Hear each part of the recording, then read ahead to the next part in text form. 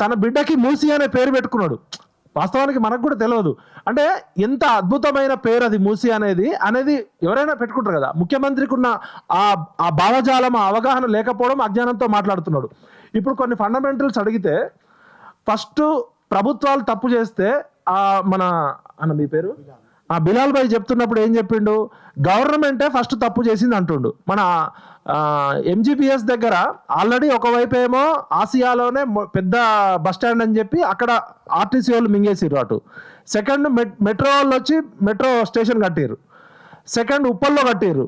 అదేవిధంగా శివాజీ బ్రిడ్జి కట్టిర్రు. ఇవన్నీ చేసింది ఎవరు? ప్రభుత్వాలే కదా. అంటే మూసీని మింగిన బద్మాష్ నా కొడుకులు ఎవరు? ఈ ప్రభుత్వాలే కదా. మరి ప్రభుత్వాల మీద కేసు పెట్టకుండా, ప్రభుత్వాలు చేసిన పనికి ప్రభుత్వాలను ఏమనకుండా, ఇండస్ట్రీని ఏమనకుండా, పొల్యూషన్ కంట్రోల్ బోర్డు నష్టపరిహారం చెల్లించకుండా, పాపం పేదోళ్ళు 100 గజాలో 50 గజాలో ఆ పేద దిక్కులేని వాళ్ళని రేవంత్ రెడ్డి ఎంత కసిగా కక్షతో ఐఎండి రిపోర్ట్స్ ఉన్నప్పటికీ కూడా 2025 సెప్టెంబర్లో ఉస్మాన్ సాగర్, హిమాయత్ సాగర్ నుంచి నీటిని క్రమక్రమంగా విడుదల చేయకుండా ఒకేసారి గేట్లు తెరిచి కొడకల్లారా మీరు ఖాళీ చేయకపోతే మొత్తం మిమ్మల్ని నీళ్ళల్లో ముంచి చంపేస్తామనే ఒక కసితో రాక్షసులు కూడా అట్లా చేయరు. వీళ్ళు పాలకులా రాక్షసులా అని అడగాలి.